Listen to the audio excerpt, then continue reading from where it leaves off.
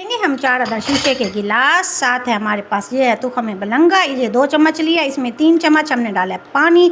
सिर्फ 4 से 5 मिनट भिगो के रखेंगे तो ये जो बीज होते हैं ये इस तरह से मोटे से फूल जाएंगे। जब ये फूल जाएंगे अब इसे यूज़ करेंगे हम अपनी रेसिपी में। 4 गिलास लेंगे और शामिल करेंगे 1/2 करके 2-2 चम्मच हम शामिल करेंगे अपने इसमें तुखमे बलंगा के।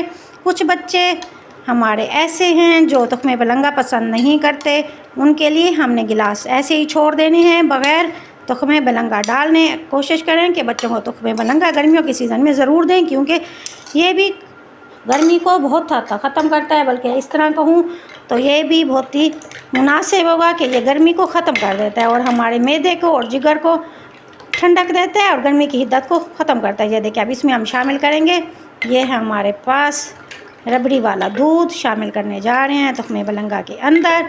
और इसी तरह 2 गिलास हमने छोड़ दिए थे जिसमें हमने तुखमे बलंगा नहीं डाला। उन बच्चों के लिए जो तुखमे बलंगा को पसंद नहीं करते, उन बच्चों को भी हम पीछे तो नहीं छोड़ सकते, वो भी हमारे साथ साथ इंजॉय करेंगे अपनी इस रबड़ी से।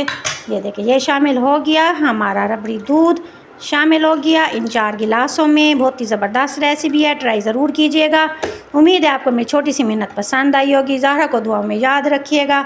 मिलते हैं इसी तरह एक नई रेसिपी के साथ। Thank you so much. अल्लाह हाफिज़।